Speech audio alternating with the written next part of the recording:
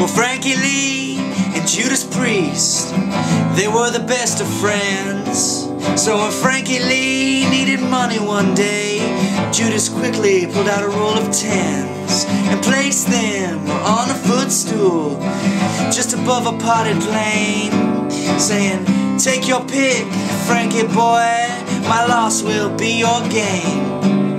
Well, Frankie Lee, he sat right down and put his fingers to his chin, but with the cold eyes of Judas on him, his head began to spin.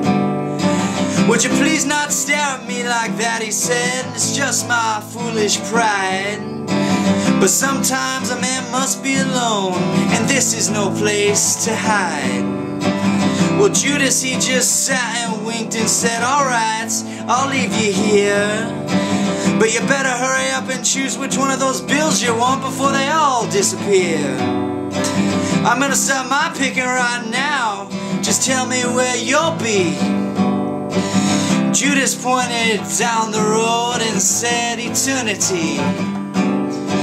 "Eternity," said Frankie Lee, with a voice as cold as ice. "That's right," said Judas Priest, "eternity, though you might call it paradise." "I don't call it anything," said Frankie Lee with a smile. "Alright," said Judas Priest, "I'll see you after a while." Well, Frankie Lee, he sat back down, feeling low and mean, when just then a passing stranger burst upon the scene, saying, "Are you Frankie Lee, the gambler whose father's deceased? Well, if you are, there's a fellow calling you down the road, and they say his name is Priest." "Oh yes, he is my friend," said Frankie Lee in fright. "I do recall him very well, in fact he just left my sight." "Yes, that's the one," said the stranger, as quiet as a mouse. "Well, my message is he's down the road, stranded in a house." Well, Frankie Lee, he panicked, he dropped everything and ran, until he came up to the spot where Judas Priest did stand. "What kind of house is this?" he said, "where I have come to roam?" "It's not a house," said Judas Priest, "it's not a house, it's a home." Well, Frankie Lee, he trembled and soon lost all control over everything which he had made while the mission bells did toll.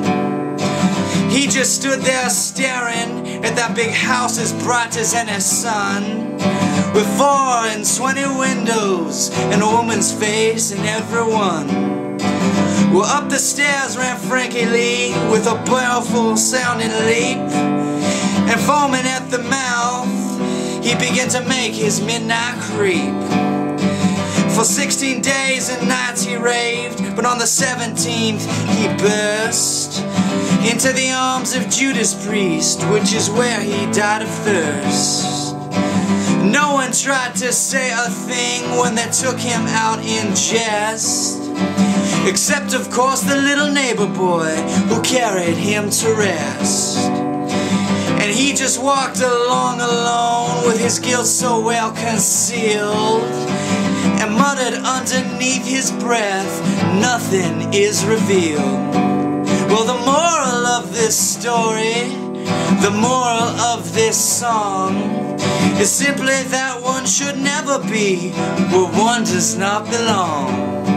So when you see your neighbor carrying something, help him with his load, and don't go mistaking paradise for that home across the road.